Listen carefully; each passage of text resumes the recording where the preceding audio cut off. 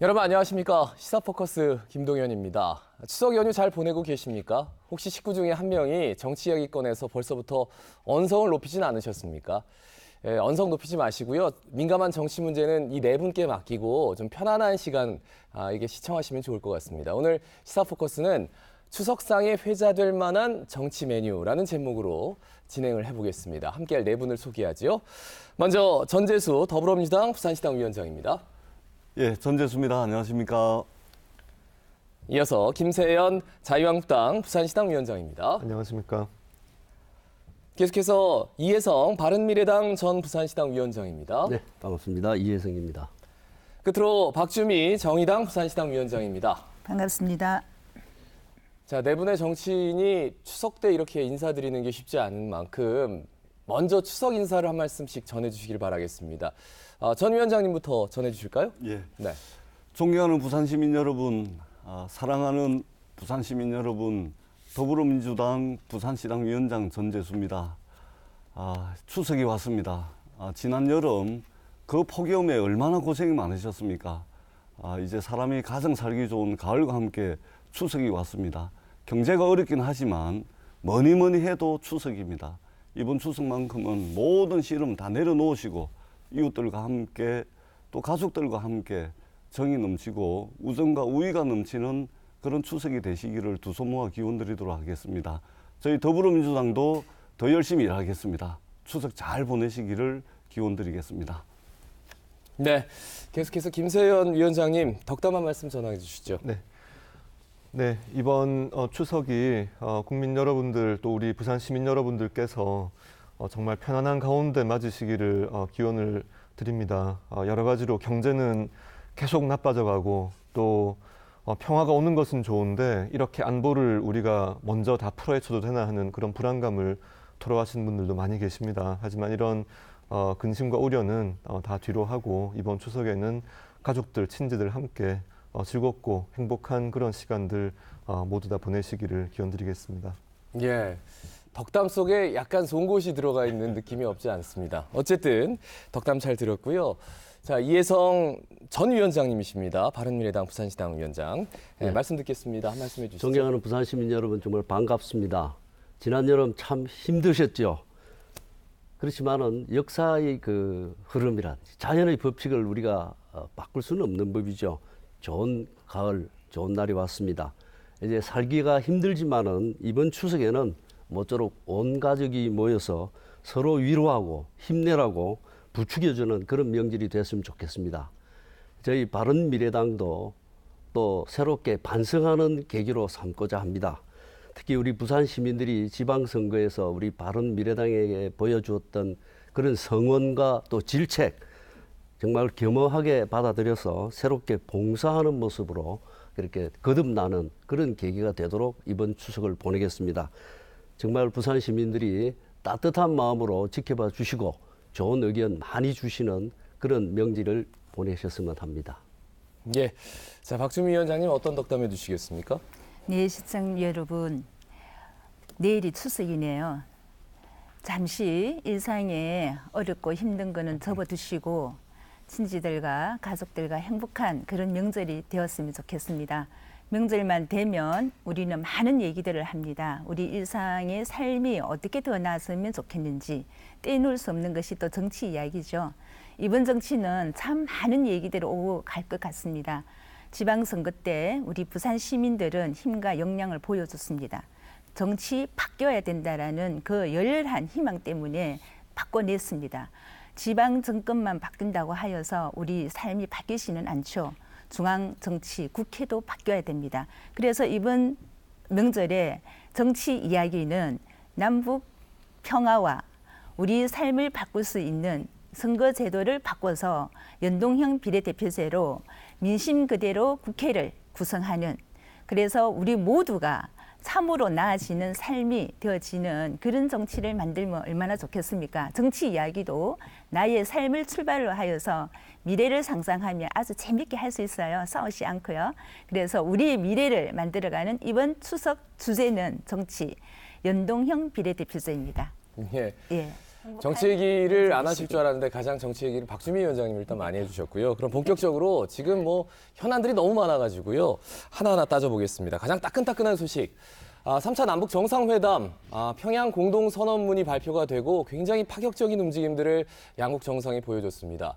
이것에 대해서 각 당의 평가가 완전하게 극명하게 엇갈리고 있는데 일단 전재수 위원장님 어떻게 평가하고 계시는지요? 일단은 이번 정상회담은 그 이전에 두 차례에 걸친 정상회담에 이어서 가장 최고 수준에서 한반도의 긴장 완화와 전쟁 위험을 최소화시켰다 이런 측면에서 의미가 깊다고 하겠습니다. 그 4월 판문점의 봄이 9월 평양의 가을로 이어졌습니다. 이명박 박근혜 정권 9년 동안 한반도는 끊임없는 전쟁 위협에 시달렸습니다.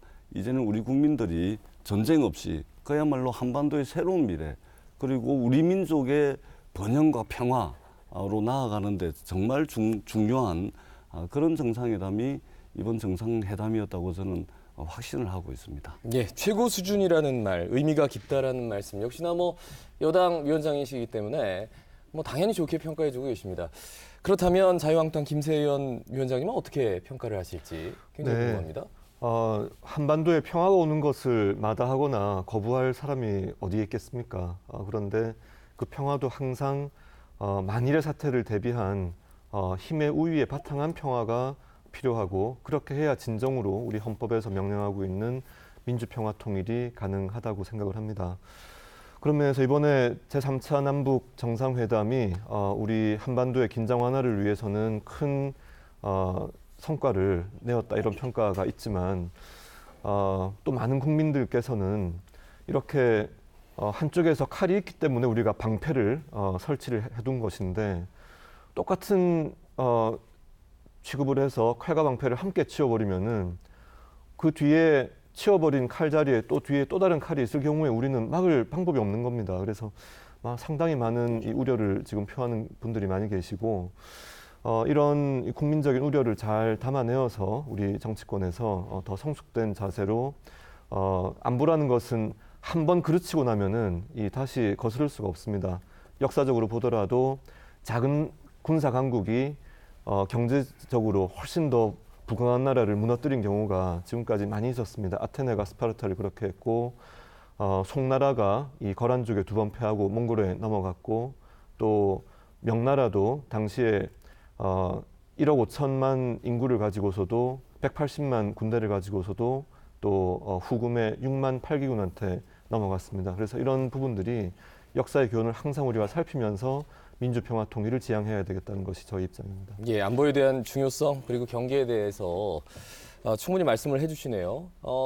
이해성 전 위원장님 어떤 말씀해 주시겠습니까? 네, 이번 정상회담 평양에서의 만남은 정말 역사적으로 높게 평가받아야 할 그런 아주 정말로 획기적인 기념비적인 사건이라고 저는 봅니다. 예, 예. 그렇지만은 예. 이런 바탕 위에서 우리가 아직까지 우리 자체에서 가지고 있는 종전 선언에 이르기까지 핵 폐기에 이르기까지 청사진도 명확하게 나와 있지 않습니다. 예. 그런 가운데 이렇게 아무리 좋은 만남을 했고 서로 정말 마음을 터놓고 볼 수 있을 정도의 모습을 보여주긴 했지만 네. 실질적인 내용에 있어서 우리가 합의해 놓은 여러 가지 문제들이 아주 우려를 자아내게 하는 면이 많죠. 조금 전에 우리 김세연 위원장께서도 말씀을 하셨지만은 구체적으로 보면은 우리가 서해 공동수역 같은 경우에 네. 덕적도 근방까지도 북한이 올 수 있게 해놨거든요. 근데 덕적도라는 데가 시화 방조제에서 바로 서쪽에 있는 곳입니다. 안산보다도 남쪽이에요. 이럴 때 우리가 정말 걱정이 안 될 수가 없고요. 비무장지대 초소 같은 것도 같은 수만큼 없앤다 뭐 이렇게 이야기를 하는데 예. 북한이 우리보다 훨씬 많아요. 이럴 때 우리가 정말 상호주의적인 그런 대책을 세우지 않고 너무 쉽게 너무 좀 일찍 열어주는 것이 아닌가 하는 우려가 저뿐 아니고 군대를 갔다 온 사람들이 거의 전부 다 느끼는 부분입니다. 예, 예. 거기에 맞춰서 앞으로 핵 폐기에 관한 완벽한 청사진도 만들어내시고 또 미국과의 협조를 통해서 실질적인 평화가 올 수 있도록 네. 그렇게 꼭 좀 했으면 좋겠다. 네. 그런 아쉬움이 있습니다. 예. 전재수 위원장님이 자꾸 지금 뭔가 말씀을 하고 싶은데 아니, 일단은 제가- 박주미 위원장님 말씀 듣고 나서 그 다음에 말씀 이어가도록 하겠습니다. 예, 계속해서 이어가 주시죠. 이번 추석을 맞이하여서 문재인 대통령께서 커다란 선물을 국민들에게 주신 것 같아요. 그래서 우리는 정말 한가위 보름달 같은 그 마음으로 우리 민족 한반도의 미래를 보는 것 같습니다. 그래서 저는 참 기분이 좋습니다. 우리 이정미 대표님도 같이 갔습니다. 같이 갔다는 얘기는 남북의 문제가 여당 야당 따로 생각할 수 없는 부분이란 얘기죠. 우리는 남북 화해가 정말로 필요하고 평화를 하루빨리 정착하는 것이 지금 정치인들이 해야 할 일입니다. 그리고 많은 문제들이 있다라고 하지만 실제 남북 화해와 관련하여서 대통령께서 신경 쓰고 또 국민들의 그 정서를 충분히 감안하여서 행보하실 것이라고 많은 국민들의 정말 이 땅의 평화를 원하고 전쟁 없는 한반도에서 살고 싶다는 염원이 담겨 있습니다. 그리고 속도 조절을 하자라고 하시는데 사실은 어떻게 속도 조절을 할까요? 시대를 봐야죠. 시대는 이미 바뀌고 있습니다. 그리고 거기가 비무장지대잖아요. 무장을 해제하자라는 겁니다.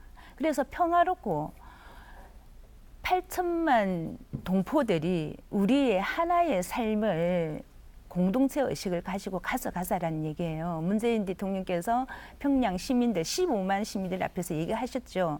우리는 5천 년을 함께 살아왔고 헤어진 기간이 70년 밖이다. 그렇다면 우리는 같은 동포애로서 한반도의 평화를 빨리 구축해야 되는 것이고 대내외로 우리의 힘을, 우리의 자랑을 펼쳐가야 될 것이 지금 시대가 해야 할 것이다라고 생각합니다. 그래서 빨리 국회에서는 이 모든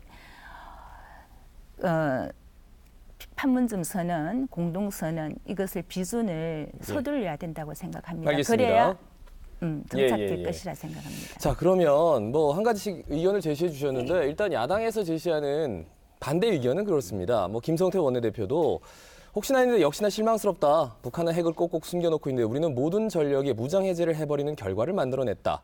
김병준 비대위원장, 비핵화 문제는 거의 진전이 없고 국방력은 상당히 약화시켰다. 이런 의견에 대해서 뭐 전재수 위원장님 말씀 좀 듣고 싶습니다. 그러니까 지금 이 토론이 이제 1대 3으로 진행이 되는데요. 아니 2대인 것 같은데. 2대2. 예. 그래서 평가를 간단하게 제가 드렸는데 예. 이번 정상회담의 핵심은 사실상의 종전선언입니다. 하늘과 땅과 그리고 바다에서 일체의 적대적 행위를 하지 않기로 한 것입니다. 우리 정의당 우리 박주미 위원장 말씀대로 저희들은 5천 년을 함께 살아왔습니다.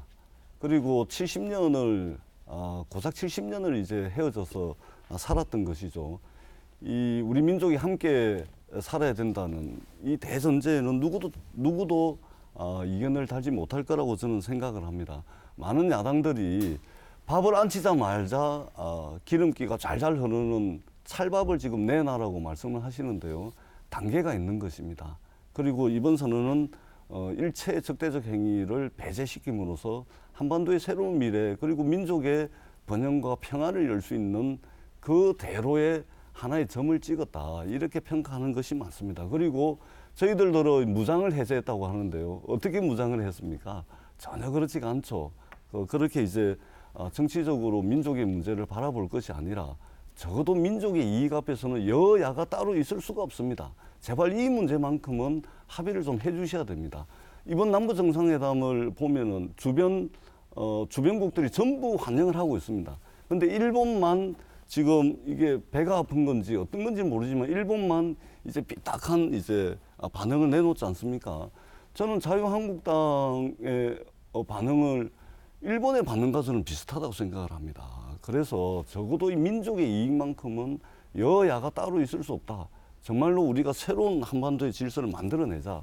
여기에만큼은 꼭 좀 합의를 해주셔서 예. 판문점 선언에 대한 국회 비준도 빨리 좀 통과시켜 주시기를 사실상의 뭐 당부드립니다. 종전선언이다라까지 표현을 했는데 뭐 완전히 반대되는 의견입니다. 예, 어떻게 보시는지요? 자유한국당 의견 듣고 싶네요. 예, 근본적으로 뭐 이제 팩트 체크부터 좀 하겠습니다. 이제 민족이라는 개념이 형성된 것은 삼국이 통일되면서 이제 처음으로 같은 민족이라는 개념이 없다가 이제 통일국가가 만들어졌고, 하지만 발해와 함께 남북 시대를 거쳐서 고려 건국이 되면서 실질적으로 민족 국가가 형성이 되었습니다. 그래서 네. 5,000년이라고 뭐 상징적으로 이야기할 수는 있겠지만 이 역사적으로는 이 팩트에 좀 맞지 않는 부분이 있는 것 같다 말씀드리고요. 5,000년 한민족에 대해서 이제 일단 알겠습니다. 동의하지 그게 않으시는 큰 거네요. 틀에서 중요한 문제는 아니기 때문에 좀 더 들어보고 그다음에 전재수 위원장님 민족 말씀 듣겠습니다. 국가로서의 형성이 된 것은 10세기 들어왔다는 점을 한번 다시 말씀드리고요. 예, 예. 뭐 이 점에 있어서는 그 역사학자들하고 알겠습니다. 다시 예, 한번 예. 의견을 잘 들어보시면 이해가 가실 거라고 생각합니다.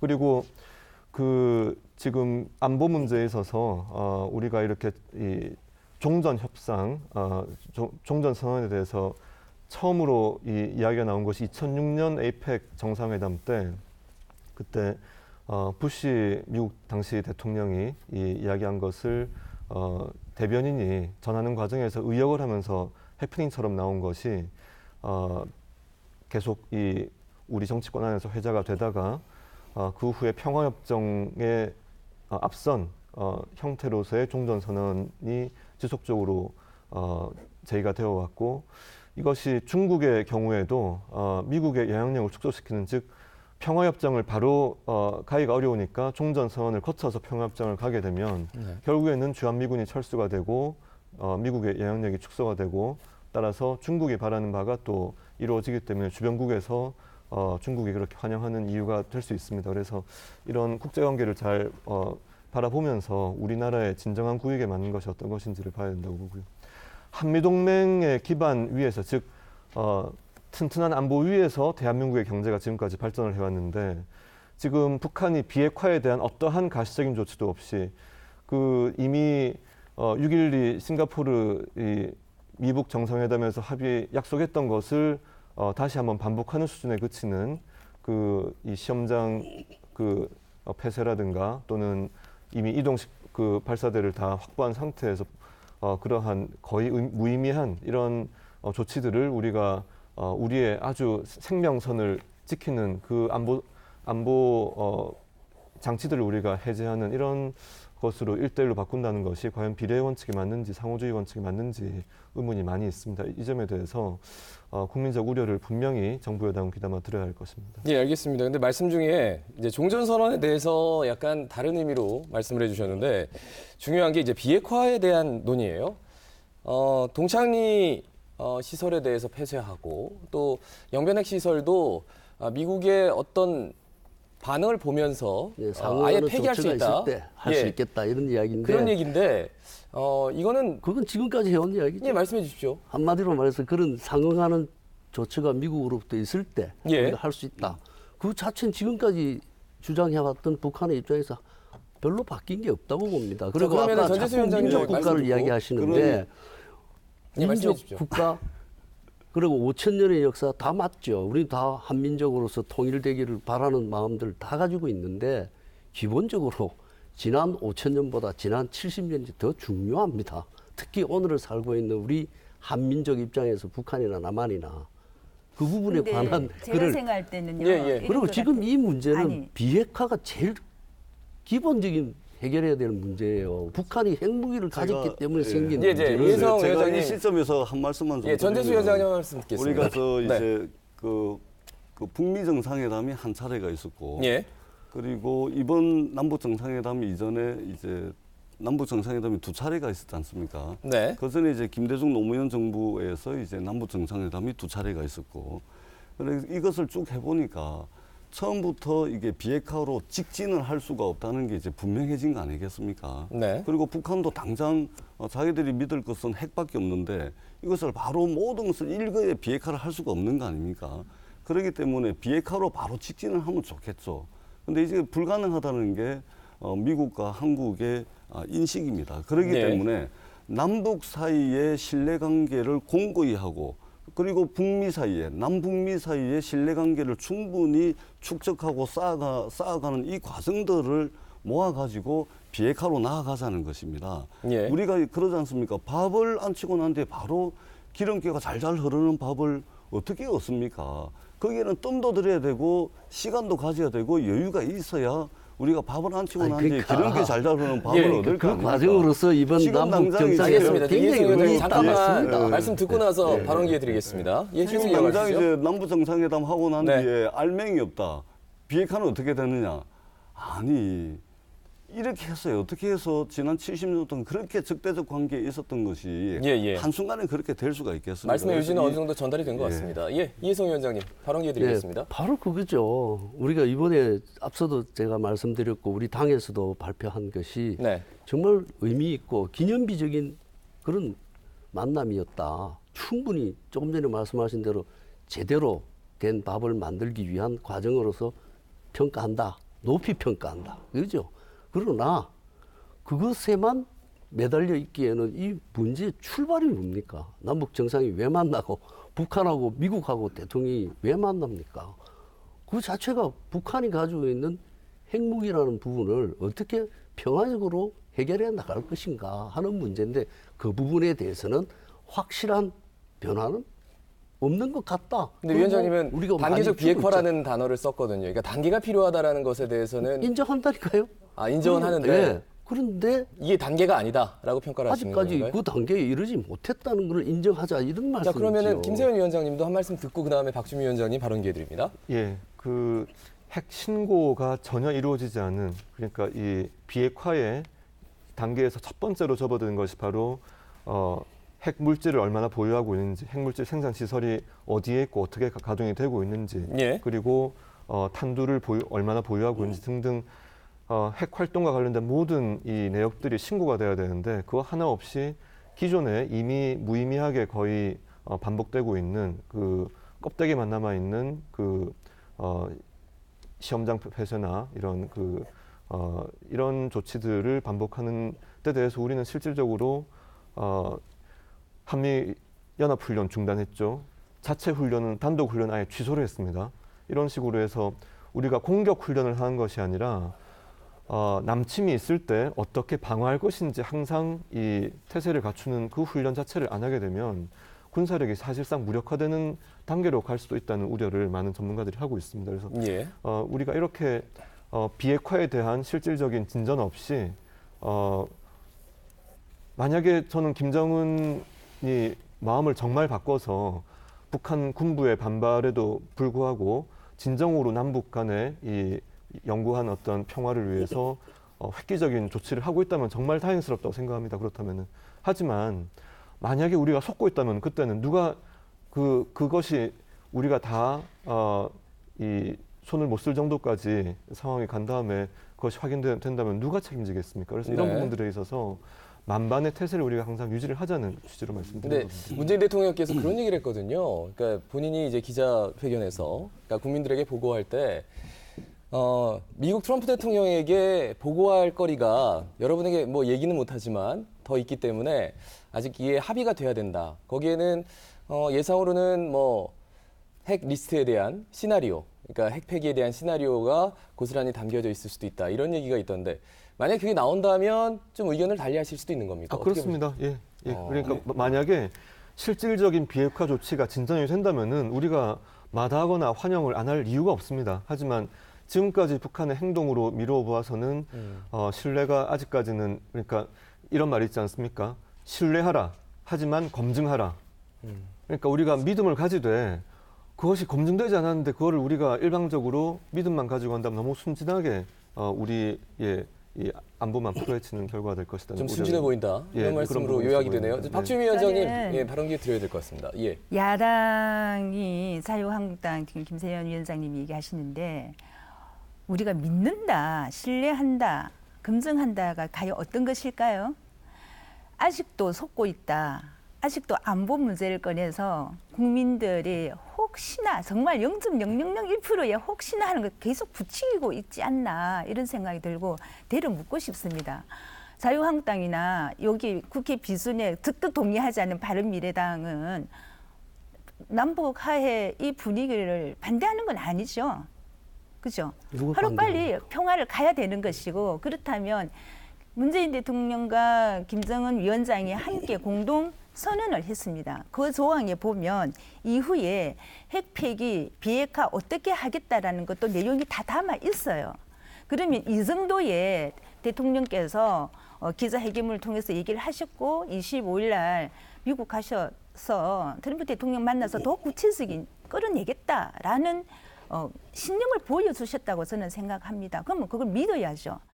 딱 한 말씀만 좀 더 드리자면 예. 전재수 위원장님 말씀 듣죠. 북한과의 북핵에 대해서는 저희들이 의심을 해야죠. 끊임없이 의심을 해야 됩니다. 다만 이 의심을 신뢰관계로 바꿔놓는 그 과정에 있다는 이제 말씀을 드리고요.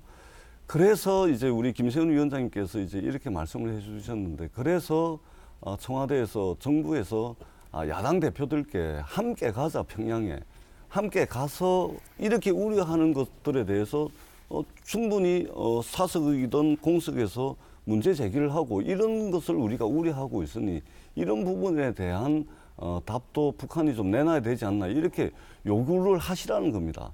그래서 같이 가자 했는데 전부 안 갑니다. 그래서 저는 이 부분에 대해서 참 아쉽다는 생각이 들고, 대통령과 함께 가가지고 국회 차원의 남북 교류도 논의를 하고, 저희들이 의문스러워하고 의심이 가는 부분 충분히 이야기를 해야 됩니다. 근데 이제 이런 문제가 있는 것이죠. 그다음에 알겠습니다. 저희들이 속는다는 말씀을 자주 하시는데 대한민국 정부가 그렇게 만만하지 않습니다. 경제력 규모가 북한하고 비교가 됩니까? 어떻게 저희가 쏘을 수가 있습니까? 많은 정보들을 저희들이 가지고 있습니다. 그리고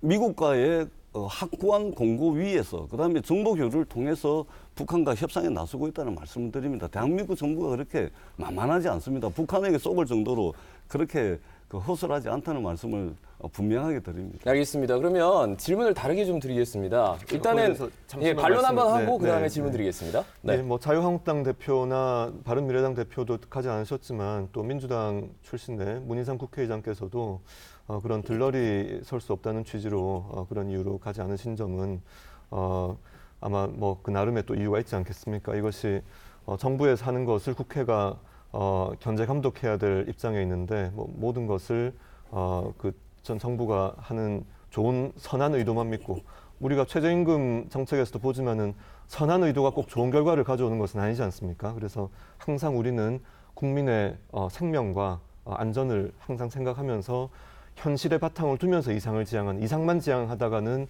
현실이 무너질 수가 있습니다. 그래서 그런 부분을 말씀드리는 겁니다. 알겠습니다. 제가 4.27 판문점 선언 비준, 그리고 이번에 평양 공동선언문 비준에 대해서 좀 여쭤보려고 하는데, 이 상태라면 국회가 계속 공전하지 않을까, 뭐 이건 좀 넘어가겠습니다.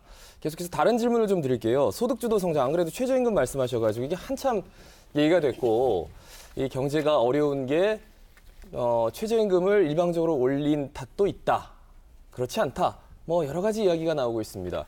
그러면서 자유한국당은 국민주도 성장, 그리고 출산 지원 성장, 처음엔 주도 성장인데 이제 지원 성장으로 얘기를 하고 있는데, 어떤 게 맞는 건지 국민이 좀 혼란스러울 수도 있어요. 일단 전재수 위원장님부터 발언 기회 드리겠습니다. 예. 일단 소득주도 성장에 대한 말씀을 드리기 전에, 왜 소득주도 성장이 정부 정책으로 채택이 되고 추진되고 있는가에 대한 문제부터 좀 말씀을 드려야 될 것 같아요. 그것은 곧 지금 현 단계에서 우리 경제의 문제점을 점검하는 것입니다. 예를 들면 그동안 수출 대기업 중심의 또 고환율 정책을 통해 가지고 저희들이 수출 대기업들이 돈을 많이 벌면은 우리 서민들도 국민들도 살기 좋아질 것이라는 이런 믿음이 있었습니다. 근데 지난 9년 동안 어땠습니까? 수출 대기업들은 돈을 많이 벌었습니다. 뿐만 아니라 고환율 정책으로 인해 가지고 많은 이익을 회사에 이제 사내 유보금으로 쌓아놓고 있었죠. 10대 대그룹의 사내 유보금만 하면은 거의 800조에 이르고 있습니다. 그런데 국민들의 삶은 나아지지 않고 오히려 양극화의 골은 더 깊어지는 이런 결과는 나왔던 것이죠. 그래서 더 이상은 수출 대기업 중심의 또 낙수 효과를 기대할 수 없다는 것이 우리 경제의 현 주소입니다. 그렇다면은 저희들이 내수를 진작을 하고, 그다음에 소비자들의 소비 여력을 진작을 시켜주고 수요를 창출을 해줘야 됩니다. 그러려면은 월급 봉투를 두껍게 만들어줘야 되는 것이죠. 그렇게 해서 소득주도 성장이 나온 것이고, 다만 이 소득주도 성장이 최저임금하고 똑같은 것으로 저희들이 이해를 하고 있는데, 지금 최저임금 문제 때문에 현장에서는 여러 가지 정책의 왜곡이 나타나고 있습니다. 그래서 지금 문재인 대통령께서도 2020년까지 최저임금 10,000원 열겠다라고 공약을 했고 모든 그때 당시 대선 후보들이 공약을 했는데 이 부분에 대해서 속도 조절하겠다 예. 이렇게 이미 선언을 했습니다. 그래서 최저임금의 급격한 인상이 옳은 방향이긴 하지만 현실이 감당하지 못한다면 이 부분에 대한 수정은 있어야 된다고 생각을 하고 일단 속도 조절에 들어갔죠. 그렇습니다. 예, 네. 이미 재정경제부, 기재부에서도 이미 선언을 했고 청와대에서도 받아들여야 예. 됩니다. 그래서 이런 그 현장의 여러 가지 혼란들을 잘 받아서 다만 그럼에도 불구하고 이제 국민들의 수요 창출을 통하지 않고서는 안정적인 경제 성장, 잠재 성장률을 높일 수 없다는 것만큼은 확실해진 사실이라고 생각합니다. 알겠습니다. 이해성 위원장님께 말씀 듣고요. 그다음에 김세현 위원장님께 발언 기회 드리겠습니다. 네, 정말 저는 문재인 대통령 참 잘하고 계시고 앞으로도 더 성공할 수 있는 여지가 많아서 운이 참 좋은 분이다 이렇게 생각을 합니다. 남북 문제 어쨌든 이렇게 극적으로 아주 평화롭게 그런 계기를 마련하는 아주 큰 공을 세우셨지 않습니까? 이제 경제만 살리면 정말 역사적으로 평가받는 위대한 대통령이 될 수 있습니다. 근데 경제를 살린다는 것은 어떤 말을 하더라도 우리 시장을 중시하는 그 자세에서 벗어나서는 어렵습니다. 시장과 싸워서 이기려고 하는 정부, 성공한 사례가 없습니다. 그런데 지금 현재 보면은 우리 문재인 정부의 가장 큰 문제가 자유시장 경제 자체를 인정하지 않거나 혹은 시장을 억누르려고 하는 그런 시도들이 많이 나옵니다. 소득주도 성장도 이렇게 저렇게 설명을 복잡하게 하지만 사실은 그 부분이 크거든요. 과거 우리가 전두환, 노태우 정치적으로는 독재자 소리를 들었던 분들이지만은 그때 당시에 김재익 수석 같은 사람이 정말 시장 경제에 바탕을 두고 정부의 권한을 오히려 분산하고 축소하면서 기업들 길을 살려줬기 때문에 우리 경제가 굉장히 고속, 안정되게 물가 안정 속에서 성장할 수 있었거든요. 저는 정부 예산으로 일자리를 늘린다든지 여러 가지 또 급격한 최저임금 인상이라든지 이런 문제가 시장에 대한 이해가 부족하거나 혹은 시장을 적대시하는 데서 나온 거라고 봅니다. 예, 시장에 대한 이해 부족. 우리 전재수 적대시. 위원장님 실세시니까 대통령께 정말 청와대 정부 이런 소리 안 듣게 예. 제대로 한번 좋은 말씀도 근데 듣고. 이번에 위원장님 발언 기회가 아니고요. 예. 박주민 위원장님께 발언 기회를 바로 한번 드리고 그다음에 예. 김세현 위원장님 말씀 드리겠습니다. 기업하기 좋은 나라, 시장 경제를 살려야 된다라고 하여서 국민들이, 서민들이 뭐가 더 좋아졌나요? 서민들의 삶은 나아지지 않았습니다. 그리고 소득주도 성장은 더민주당이 공약이긴 하나 잘 못하고 있어요. 정의당이 물어봐랍니다. 실제 최저임금 급상승하여서 시장이 교란되고 어렵다라고 얘기를 많이들 하시는데 최저임금 누가 받나요? 소득주도 성장을 잘못 정책을 일으키면서 을과 을의 싸움을 붙이고 있어요. 사실은 우리 사회는 갑과 을의 대결입니다. 싸워야 되는 것입니다. 갑의 근절이 되어야 되는 것이거든요. 그러면 최저임금 한 달에 150만 원입니다. 기껏 받아야 200만 원도 안 되는 돈을 받고 1,000만이 넘는 서민들이 살고 있다고요. 그리고 그거보다 자영업자 최저임금 올라서 너무 장사 안 돼서 문 닫아야 돼라고 아우성 치시는데 지금 당장은 그럴 수도 있겠다 싶어요. 근데 자영업자 분들이 정말 냉정하게 생각하면 임금 때문입니까? 임대료 때문입니까? 재벌의 납품 단가 때문입니까? 뭐 때문에 장사가 안 되나요? 알바 한 명 서는데 한 달에 최고로 나간다 하더라도 200만 원 안 주잖아요.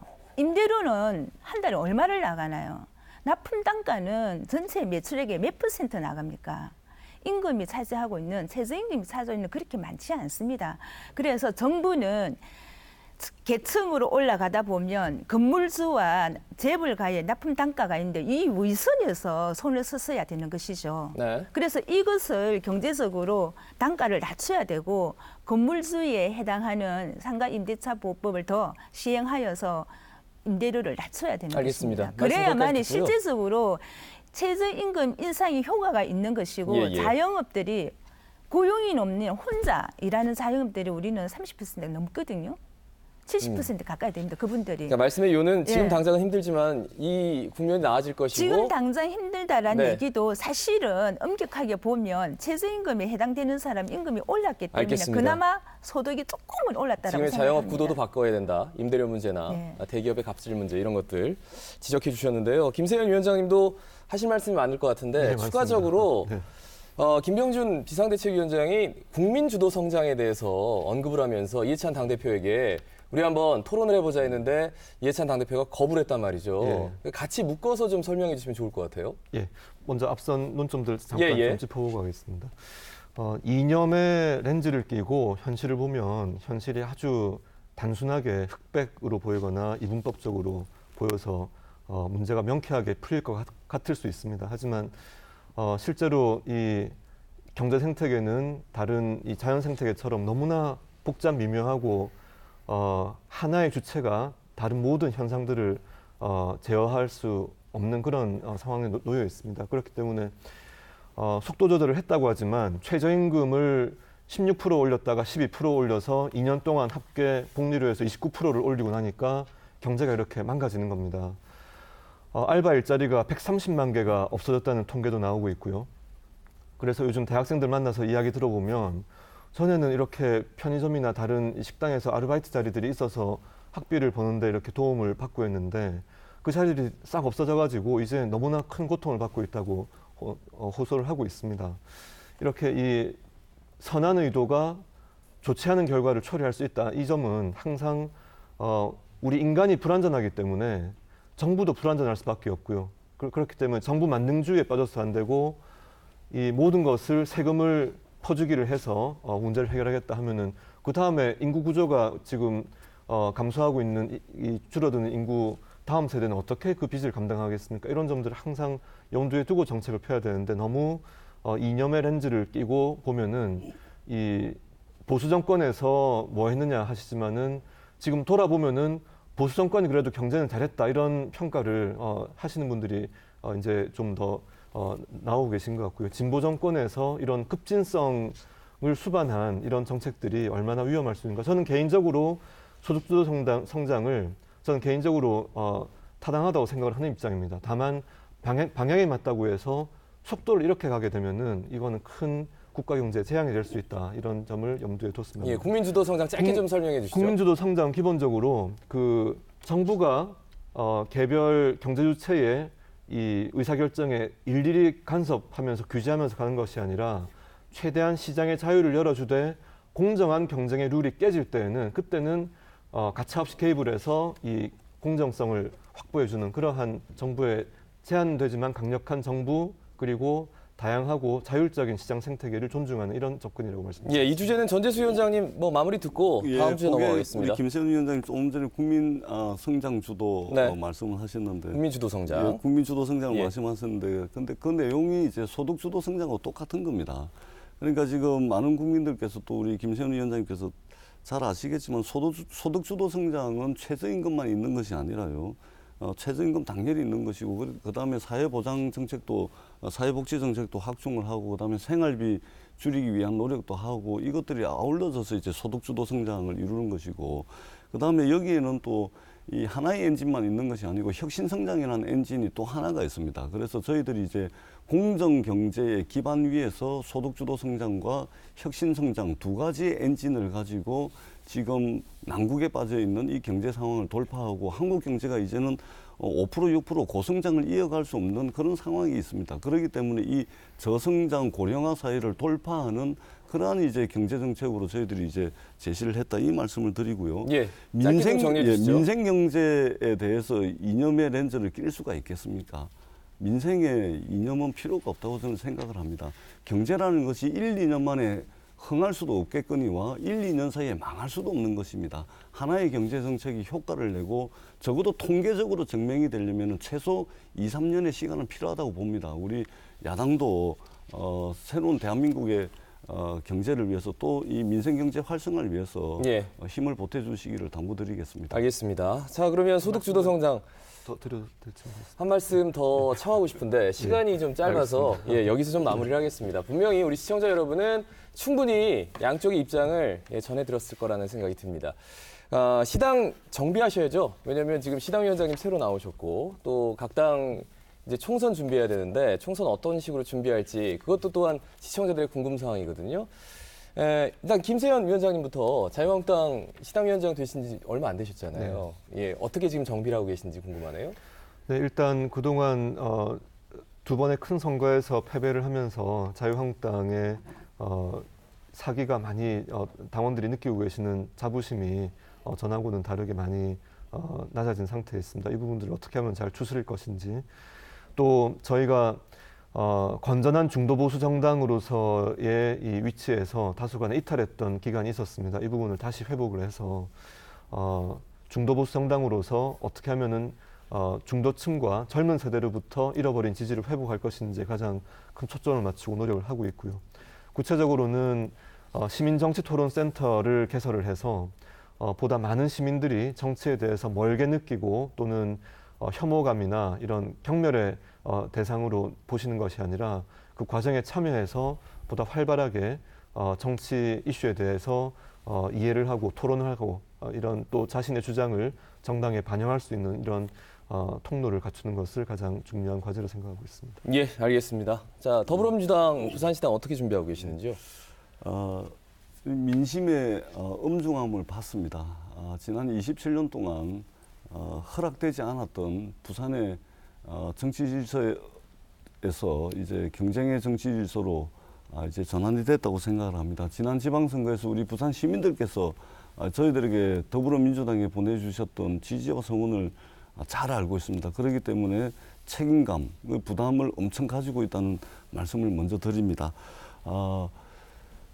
이번 지방선거를 통해서 정치 지형이 많이 바뀌었습니다. 이 바뀐 정치 지형을 더불어민주당 부산시당에 오롯이 담아내겠습니다. 그렇게 해서 새로운 부산의 미래, 새로운 부산 비전을 제시하는 데 주력을 하겠다는 말씀을 드리고요. 그리고 우리 김세훈 위원장님 계시지만 김세훈 위원장님과 제가 이제 제 머리가 좀 세기는 했지만 40대입니다. 그래서 젊은 패기 또 통 큰 이런 양보와 이런 것들을 통해서 최고 수준의 협치를 만들어내겠습니다. 그렇게 최고 수준의 협치를 만들어서 다시 한번 부산이 활기찬 도시 부산이 될 수 있도록 야당과도 힘을 모아 나가겠다는 말씀을 드리고 저희들은 일상적 정당 활동을 강화하겠습니다. 그렇게 해서 부산 시민들과 함께 늘 소통을 하고 그리고 이 소통이 일의 시작이고 일의 과정도 소통이요 일의 끝도 소통을 중심에 놓겠다는 이 말씀을 드립니다. 민심은 배를 띄울 수도 있지만 한순간 배를 뒤집어 엎을 수도 있습니다. 이런 민심의 엄중함을 늘 가슴에 새겨서 최선을 다해서 열심히 일하겠다는 말씀을 드립니다. 예, 길게 하면 하실수록 뒤에 하시는 분의 시간이 짧아질 수밖에 없습니다. 좀 짧게 해주셔도 좋을 것 같습니다. 박주미 정의당 부산시당 위원장님, 어떤 보관을 가지고 계시는지요? 정의당이 시민 여러분들의 지지와 응원과 지지 속에서 급성장하고 있습니다. 지지도도 늘 항상 많이 올라가 있고요.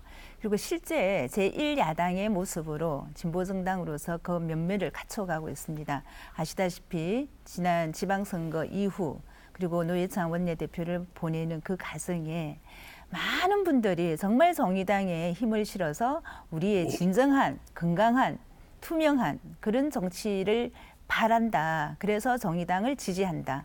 그래서 내가 정의당 당원이 되겠다라고 하여서 많은 분들이 정의당으로 속속 모여들고 있습니다. 아마 이 분들이 총선에도 힘이 될 것이라 생각합니다. 그리고 많은 청년들이 미래에 우리의 삶을 바꿀 수 있는 정당이 정의당이다라는 확신을 가지고 찾아오는 인재들이 정말 훌륭한 청년분들도 많이 있습니다. 그래서 저희는 선거제도가 바뀌지 않으면 이 또한 힘들겠구나라고 생각하여서 선거제도 바꾸자, 연동형 비례대표제를 바꿔서 우리가 지지하는 정당이 국회 어쓰게 들어가자. 그래서 민심이 그대로 반영되는 국회를 만들어야 된다. 그 길만이 정치가 바뀌고 나의 삶이 바뀐다라는 그런 마음으로 정의당 열심히 하고 있습니다. 지금까지도 정의당에 지지하고 함께 해주시고자 하는 그 마음을 총선까지 쭉 같이 가시면서 진보정당을 완성하는 우리의 삶이 나시는 그런 나라가 됐으면 좋겠습니다. 알겠습니다. 자, 이해성 위원장님. 네, 바른미래당 정말 어렵습니다. 우리가 지금 제일 당면하에 있는 과제는 우리는 국민의당하고 바른정당이 합쳐서 생겼기 때문에 그 사이에 큰 선거 치르느라고 아직까지 통합이 완성되지 않았습니다. 우선 통합부터 정말 중심으로 저희들이 집중을 해야 되고요. 다른 하나는 당내 혁신입니다. 그래서 우리 지금까지 있던 어떤 정당의 조직과도 다른 지역위원회를 한번 만들어 보려고 지금 시도하고 있습니다. 특히 부산에서 그 부분은 진보다 보수다 좌다 우다 이런 부분이 아니고 정말 정책 자체에 대해서 국민들이 어떻게 생각하는지 부산 시민들이 어떻게 생각하는지를 잘 물어서 그에 맞는 정책을 만들어내는 정당이 되고자 하고요. 또 지역 속에 들어가서 생활하는 밀착하는 그런 정치를 할 수 있는 사람들을 지역위원장으로 선출할 것입니다. 또 그렇게 되면은 이분들이 전체적인 의견을 모아서 제대로 된 제3정, 중도 정당을 만들어낼 수 있다고 생각하고 이번 총선에는 어느 정도 성과를 거둘 것이다. 저는 그렇게 봅니다. 지금 보면은 민주당에서는 기초연금 20만 원으로 올렸습니다 하고 플래카드 많이 붙여놨죠. 바른미래당에서는 국회 특별활동비 없앴습니다 하고 이야기하고 있습니다. 이런 정말 국민들이 느낄 수 있는 정책 대안들도 만들면서 자체적으로 혁신해 나갈 겁니다. 그래서 우리 제대로 된 의견을 갖고 계신 부산 시민들이 진짜 중도 정당인 바른미래당에 관심을 많이 가져주실 수 있도록 노력하겠습니다. 예, 알겠습니다. 제가 사실 말씀을 끊지 않았습니다. 정당 소개를 충분히 하시라고. 그런데 마무리 발언할 시간이 많이 없어서 좀 짧게 청하겠습니다. 일단 전재수 위원장님. 예, 존경하는 부산 시민 여러분, 사랑하는 부산 시민 여러분, 추석입니다. 정말 여러모로 어렵습니다. 그러나 우리에게 두 번 다시 오지 않을 추석이다 이런 이제 생각을 가지시고 정말로 추석 만끽하시기를 두 손 모아 기원드리도록 하겠습니다. 정치가 국민들에게 실망을 안겨드리는 것이 아니고 국민들 삶에 힘이 되는 그런 정치 꼭 하도록 하겠습니다. 특히 더불어민주당 부산시당이 소통을 늘 강조를 하면서 소통을 중심에 놓고 부산 시민들의 삶에 힘이 되는 그런 정치 꼭 하겠다는 말씀을 드립니다. 추석 명절 잘 보내십시오. 고맙습니다. 예. 자, 김세현 위원장님. 예, 소득 주도 성장을 하려고 하는데 소득이 도주했다 이런 이야기도 돌고 또 혁신 성장을 하려고 하는데 혁신 기업들이 문을 닫거나 해외로 나갈 수밖에 없는 이런 현실들을 마주하고 있습니다. 또 우리 안보 현실은 더 말씀 안 드리겠습니다만 지금 대단히 위중한 이런 이 상황에 직면해 있습니다. 그렇지만 항상 우리가 희망을 가지고 마음을 하나로 모은다면 민주공화정 대한민국이 더욱더 좋은 나라가 되는데 우리가 정치권이 힘을 모으고 국민들께서 신뢰를 보내주신다면 이것이 가능할 것이라고 생각합니다. 뜻깊고 즐거운 한가위 명절 되시기 바랍니다. 예, 감사합니다. 자, 이해성 위원장님. 예, 저는 부산에서 태어난 부산 사람이라는 것이 상당히 자랑스럽게 생각합니다. 우리가 정치적으로만 보더라도요. 우리 부산에서 대통령을 3분이나 배출했습니다. 김영삼, 노무현, 문재인, 또 국회의장도 3사람이나 대법원장도 2사람이나 배출한 정말 자랑스러운 곳입니다. 그 기저에는 부산은 모든 것을 받아들이는 넉넉한 곳이고 변화를 거부하지 않는 그런 곳이었기 때문에 이런 성과가 가능했다. 저는 그렇게 봅니다. 이제 정말 부산이 제대로 또 나서줘야 될 때가 됐습니다. 통일의 시대가 앞당겨지고 있고요. 그런데 경제는 어렵습니다. 어떻게 하는 것이 가장 우리 경제 발전의 모태가 됐던 이 부산 사람들이 제대로 된 의견을 잘 모아서 제대로 된 정치를 할 수 있게 힘을 실어주는 것, 이게 중요한 문제입니다. 바른미래당 비록 세력이 크지는 않지만은 새로운 시대를 열기 위해서 우리 경제가, 우리 나라가 나아가야 할 그런 방향을 가장 제대로 제시하는 당이라고 생각합니다. 예. 이번 추석 기간 정말 우리가 부산 시민 모두가 즐겁게 지내시면서 어떤 나라를 만드는 것이 좋을지 함께 생각해보는 그런 시간을 가졌으면 좋겠습니다. 예, 시간이 지나면서 밖에서 지금 짧게 편집 얘기가 자꾸 나와가지고요. 박주민 위원장님 조금만 좀 짧게 해주십시오. 진짜 여러분, 국회 특활비 폐지 누가 했나요? 정의당이 했습니다. 갑질 없는 국회 정의당이 만들어갈 것입니다. 누구와요? 여러분들과 함께요.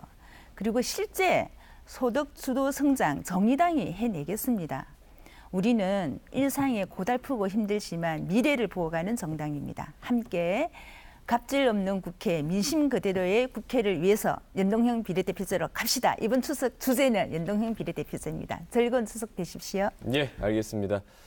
자, 네 분의 발언을 들으니까 정말 어떤 정당을 우리가 투표를 해도 참 다들 훌륭한 정당이구나라는 생각이 들었습니다. 그런데 추석 때 정치 이야기로 이렇게 상대방과 감정 상하지 마시라는 말씀 꼭 당부드리고 싶습니다. 이렇게 멋진 항상 아이디어를 가지고 그리고 논리를 가지고 접근을 해도 글쎄요, 정치적으로 설득한다는 거 거의 극히 드문 일입니다. 이 점만 생각하시면 상대방의 의견에 귀를 좀 더 기울일 수 있지 않을까라는 생각 듭니다. 시사포커스 마치겠습니다. 여러분 고맙습니다.